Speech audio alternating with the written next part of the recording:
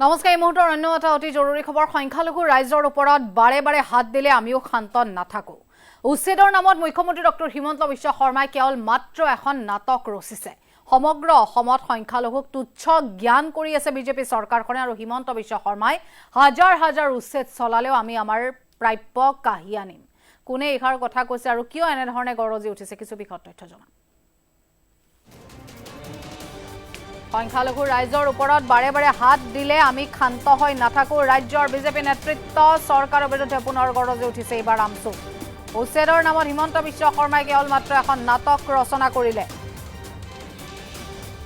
সমগ্ৰ অসমত সংখ্যালঘুক তুচ্ছ জ্ঞান কৰি আছে বিজেপি চৰকাৰখনে হিমন্ত বিশ্ব শৰ্মাই হাজাৰ উচ্ছেদ চলালেও আমি আমাৰ প্ৰাপ্য কাঢ়ি আনিম ৰাজ্যৰ বিজেপি নেতৃত্বাধীন চৰকাৰৰ বিৰুদ্ধে এবাৰ পুনৰ গৰজি উঠিছে আমচু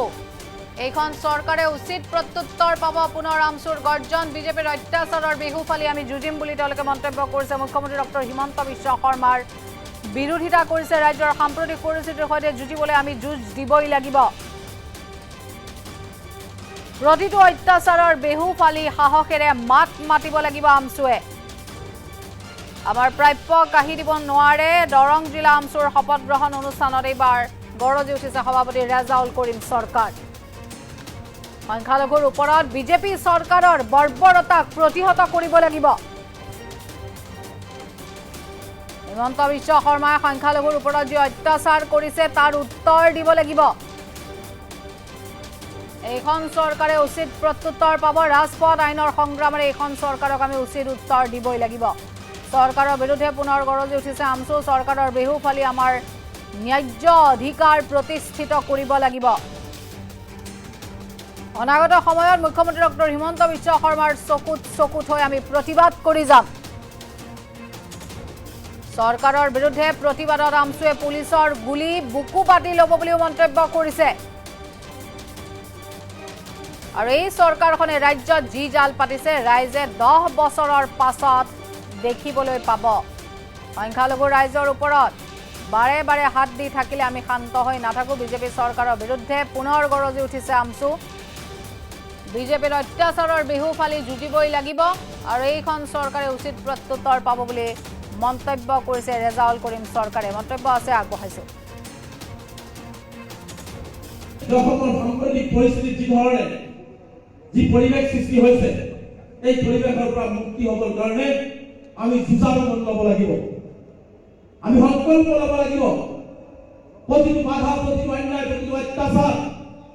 অত্যাচাৰৰ বিহু ফালি আমি আমাৰ ন্যায্য অধিকাৰ প্ৰতিষ্ঠিত কৰিব লাগিব হিমন্ত বিশ্ব শৰ্মা ডাঙৰীয়াই উচ্ছেদৰ নামত যি ধৰণে নাটক ৰচনা কৰিলে সমগ্ৰ ভাৰতবৰ্ষত যি ধৰণে অসমৰ সংখ্যালঘুসকল তুচ্ছ তাচ্ছিল্য সমানিত কৰি আছে যি ধৰণে মানুহক বেঘৰ কৰিছে যি ধৰণে স্কুলৰ পৰা বঞ্চিত কৰিছে তাৰ জবাব কেৱল কৈ থাকিলেই নহব ৰাজপথৰ সংগ্ৰাম বৈদিক সংগ্ৰাম আৰু আইনগত সংগ্ৰামৰ জৰিয়তে হিমন্ত বিশ্ব শৰ্মাক বুজাই দিব লাগিব যে আপুনি অত্যাচাৰ কৰিলেও আপুনি বন্ধুচাৰ চলালেও আমি আমাৰ প্ৰাপ্য অধিকাৰৰ কাৰণে আমি সংগ্ৰাম কৰি হ'লেও আমাৰ অধিকাৰ আমি কাঢ়ি অনাৰ ব্যৱস্থা কৰিব লাগিব আমি হিমন্ত বিশ্ব শৰ্মাৰ অধিকাৰ ল'ব বিচৰা নাই আমি তেওঁৰ সম্পত্তি দিব বিচৰা নাই কিন্তু সংখ্যালঘু ৰাইজৰ গাত বাৰে বাৰে হাত দিব আৰু সংখ্যালঘু ৰাইজ নীৰৱে সহ্য কৰিব এইটো হ'ব নোৱাৰে নীৰৱে সহ্য কৰাৰ দিন পাৰ হৈ গ'ল আৰু নীৰৱে সহ্য নকৰি আমি গণতান্ত্ৰিকভাৱে এই অত্যাচাৰৰ বিৰুদ্ধে আমি উত্তৰ দিব লাগিব আৰু এই উত্তৰ সদৌ সংখ্যালঘু ছাত্ৰ নেতাৰ জৰিয়তে দিব লাগিব ৰাজনৈতিক পাৰাগালত বন্দী হ'লে নহ'ব আমি ৰাজনীতি বহুত কৰিলো কংগ্ৰেছ কৰিলো এজিপি কৰিলো ইউডিএফ কৰিলো চিপিএম চিপিএম চব কৰিলো কিন্তু কোনেও সংখ্যালঘু ৰাইজৰ এই বেয়া দিনত সন্মুখৰ পৰা সংখ্যালঘু ৰাইজৰ নেতৃত্ব দিয়াৰ বহুত সাহস নাই কিন্তু এটা কথা স্পষ্ট হিমন্তৰ চকুত হৈ যদি কথা ক'ব পাৰিছে সেয়া সকলো সংখ্যালঘু ছাত্ৰী মেলে কৰি আছে আৰু আহিব লগা দিনবিলাকত হিমন্ত বিশ্ব শৰ্মাৰ চকুত হৈ তেওঁ প্ৰতিটো অন্যায়ৰ বিৰুদ্ধে প্ৰতিবাদ সাব্যস্ত কৰা হ'ব তাত যদি আমচুৰ প্ৰতিজন কৰ্মকৰ্তাক পুলিচৰ গুলি মৃত্যুবৰণ কৰিবলগীয়া হয় তথাপিও আমি সাজু আছো এই অত্যাচাৰৰ অন্যায় সহ্য কৰা নহ'ব নাটক বহুত কৰিছে হিমন্ত বিশ্ব শৰ্মা আপুনি নিজৰ জাতি সুৰক্ষিত কৰিবৰ কাৰণে হিন্দু মানুহক মানে ভাল লগাবৰ কাৰণে অসমখন হিন্দু মুছলমান কৰি অসমখন শেষ কৰি পেলাইছে আজি অসমখনৰ যিটো পৰিৱেশ, আজি আমি অসমৰ যিসকল ৰাইজ আছো, আজি চাহে আপুনি সতীয়াৰ কওক আৰু ধুবুৰী কওক, আজি হয়তো হিমন্ত বিশ্ব শৰ্মা ডাঙৰীয়াৰ এই চক্ৰান্ত বুজা নাই বা জাল বুজা নাই, যি জাল পাতিছে 10 বছৰ পিছত অসমৰ প্ৰত্যেকজন মানুহে ক'ব লাগিব যে অসমৰ মুখ্যমন্ত্ৰী হিমন্ত বিশ্ব শৰ্মা ডাঙৰীয়া এটা প্ৰতাৰক, অসমীয়া জাতিক সন্মান কৰি অসমক ধ্বংস কৰি নিজৰ জাতি সুৰক্ষিত কৰি গুচি গ'ল। এইটো 10 বছৰ পিছত হ'লেও অসমৰ ৰাইজে বুজি পাব। তেওঁৰ এটাই লক্ষ্য অসমৰ ধ্বংস কৰা, অসমৰ জাতি প্ৰক্ৰিয়া ধ্বংস কৰা, অসমৰ সকলো জাতি জনগোষ্ঠীৰ মাজত ভাগ কৰি অসমখন শেষ কৰি পেলাই তেওঁৰ জাতি সুৰক্ষিত কৰা, এইটোৱে হৈছে হিমন্ত বিশ্ব শৰ্মা ডাঙৰীয়াৰ মূল লক্ষ্য। যে অসমৰ সাম্প্ৰতিক পৰিস্থিতিত যি ধৰণে যি পৰিৱেশ সৃষ্টি হৈছে, এই পৰিৱেশৰ পৰা মুক্তি হ'বৰ কাৰণে আমি যুঁজাৰু মন ল'ব লাগিব, আমি সংকল্প ল'ব লাগিব। প্ৰতিটো বাধা, প্ৰতিটো অন্যায়, প্ৰতিটো অত্যাচাৰৰ ভেহু ফালি আমি আমাৰ ন্যায্য অধিকাৰ প্ৰতিষ্ঠিত কৰিব লাগিব। হিমন্ত বিশ্ব শৰ্মা ডাঙৰীয়াই উচ্ছেদৰ নামত যি ধৰণে নাটক ৰচনা কৰিলে, সমগ্ৰ ভাৰতবৰ্ষত যি ধৰণে অসমৰ সংখ্যালঘুসকল তুচ্ছ তাচ্ছিল্য অপমানিত কৰি আছে, যি ধৰণে মানুহক বেঘৰ কৰিছে, যি ধৰণে স্কুলৰ পৰা বঞ্চিত কৰিছে, তাৰ জবাব কেৱল কৈ থাকিলেই নহ'ব। ৰাজপথৰ সংগ্ৰাম, বৈদিক সংগ্ৰাম আৰু আইনগত সংগ্ৰামৰ জৰিয়তে হিমন্ত বিশ্ব শৰ্মাক বুজাই দিব লাগিব যে আপুনি অত্যাচাৰ কৰিলেও, আপুনি বন্ধুচাৰ চলালেও, আমি আমাৰ প্ৰাপ্য অধিকাৰৰ কাৰণে আমি সংগ্ৰাম কৰি হ'লেও আমাৰ অধিকাৰ আমি কাঢ়ি অনাৰ ব্যৱস্থা কৰিব লাগিব। আমি হিমন্ত বিশ্ব শৰ্মাৰ অধিকাৰ ল'ব বিচৰা নাই, আমি তেওঁৰ সম্পত্তি দিব বিচৰা নাই, কিন্তু সংখ্যালঘু ৰাইজৰ গাত বাৰে বাৰে হাত দিব আৰু সংখ্যালঘু ৰাইজ নীৰৱে সহ্য কৰিব, এইটো হ'ব নোৱাৰে। নীৰৱে সহ্য কৰাৰ দিন পাৰ হৈ গ'ল আৰু নীৰৱে সহ্য নকৰি আমি গণতান্ত্ৰিকভাৱে এই অত্যাচাৰৰ বিৰুদ্ধে আমি উত্তৰ দিব লাগিব আৰু এই উত্তৰ সদস্য সংখ্যালঘু ছাত্ৰ ইউনিয়নৰ জৰিয়তে দিব লাগিব। ৰাজনৈতিক পাৰাগাৰত ভৰ্তি হ'লে নহ'ব। আমি ৰাজনীতি বহুত কৰিলো, কংগ্ৰেছ কৰিলো, এজিপি কৰিলো, ইউডিএফ কৰিলো, চিপিএম চব কৰিলো, কিন্তু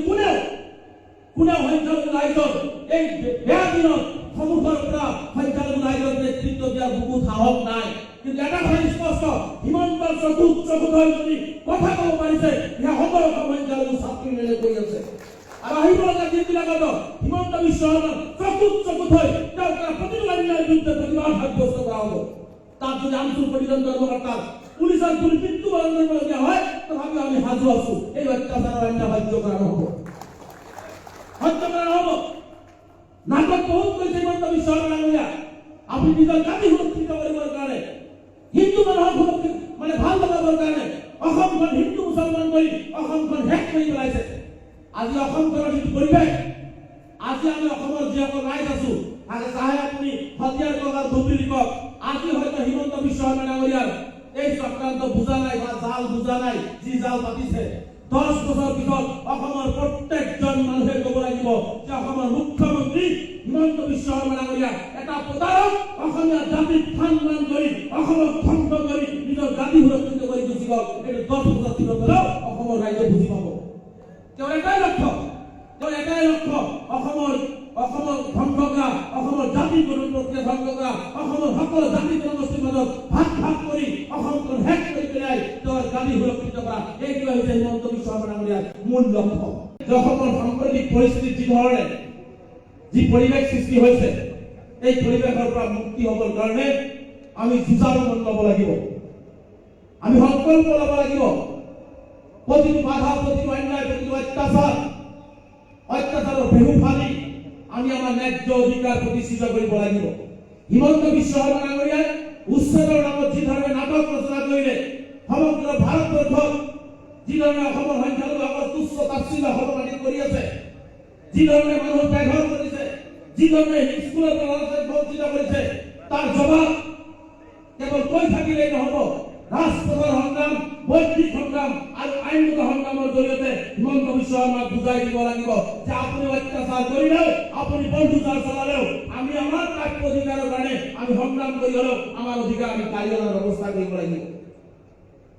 আমি হিমন্ত বিশ্ব শৰ্মাৰ অধিকাৰ ল'ব বিচৰা নাই, আমি তেওঁৰ সম্পত্তি দিব বিচৰা নাই, কিন্তু সংখ্যালঘু ৰাইজৰ গাত বাৰে বাৰে হাত দিব আৰু সংখ্যালঘু ৰাইজ নীৰৱে সহ্য কৰিব, এইটো হ'ব নোৱাৰে। নীৰৱে সহ্য কৰাৰ দিন পাৰ হৈ গ'ল আৰু নীৰৱে সহ্য নকৰি আমি গণতান্ত্ৰিকভাৱে এই অত্যাচাৰৰ বিৰুদ্ধে আমি উত্তৰ দিব লাগিব আৰু এই উত্তৰ সদৰ সংখ্যালঘু ছাত্ৰী আন্দোলনৰ জৰিয়তে দিব লাগিব। ৰাজনীতি পাগালত ভৰ্তি হলে নহব। আমি ৰাজনীতি বহুত কৰিলো, কংগ্ৰেছ কৰিলো, এনডিপি কৰিলো, ইউডিএফ কৰিলো, সিপিএম সিপিএম সব কৰিলো, কিন্তু কোনেও সংখ্যালঘু ৰাইজৰ এই বেয়া দিনত সমুখৰ পৰা সংখ্যালঘু ৰাইজৰ নেতৃত্ব দিয়াৰ বহুত সাহস নাই। কিন্তু এটা কথা স্পষ্ট, হিমন্ত চকুত হৈ যদি কথা ক'ব পাৰিছে, ইয়া সকলো সংখ্যালঘু ছাত্ৰী মেলে কৰি আছে। আৰু আহিব লগা দিনবিলাকত হিমন্ত বিশ্ব শৰ্মা চকুত হৈ তেওঁক প্ৰতিটো অন্যায়ৰ বিৰুদ্ধে প্ৰতিবাদ সাব্যস্ত কৰা হ'ব। তাত যদি আঞ্চল প্ৰতিজন কৰ্মকৰ্তাক পুলিচৰ গুলি মৃত্যুবৰণ কৰিবলগীয়া হয়, তথাপিও আমি সাজু আছো। এই অত্যাচাৰৰ অন্যায় সহ্য কৰা নহ'ব, নাটক বহুত কৰিছে হিমন্ত বিশ্ব শৰ্মা ডাঙৰীয়া। আপুনি নিজৰ জাতি সুৰক্ষিত কৰিবৰ কাৰণে, হিন্দু মানুহক সুৰক্ষিত ভাল লগাবৰ কাৰণে অসমখন হিন্দু মুছলমান কৰি অসমখন শেষ কৰি পেলাইছে। আজি অসমখনৰ যিটো পৰিৱেশ, আজি আমি অসমৰ যিসকল ৰাইজ আছো, চাহে আপুনি হতিয়াৰ কওক আৰু ধুবুৰী কওক, আজি হয়তো হিমন্ত বিশ্ব শৰ্মা ডাঙৰীয়াৰ এই চক্ৰান্ত বুজা নাই বা জাল বুজা নাই, যি জাল পাতিছে। 10 বছৰ পিছত অসমৰ প্ৰত্যেকজন মানুহে ক'ব লাগিব যে অসমৰ মুখ্যমন্ত্ৰী হিমন্ত বিশ্ব শৰ্মা ডাঙৰীয়া এটা প্ৰতাৰক, অসমীয়া জাতিক সন্মান কৰি অসমক ধ্বংস কৰি নিজৰ জাতি সুৰক্ষিত কৰি গুচি গ'ল। এইটো 10 বছৰ পিছত হ'লেও অসমৰ ৰাইজে বুজি পাব। তেওঁৰ এটাই লক্ষ্য অসমৰ ধ্বংস কৰা, অসমৰ জাতি প্ৰক্ৰিয়া ধ্বংস কৰা, অসমৰ সকলো জাতি জনগোষ্ঠীৰ মাজত ভাগ কৰি অসমখন শেষ কৰি পেলাই তেওঁৰ জাতি সুৰক্ষিত কৰা। এইটোৱে হৈছে হিমন্ত বিশ্ব শৰ্মা ডাঙৰীয়াৰ মূল লক্ষ্য।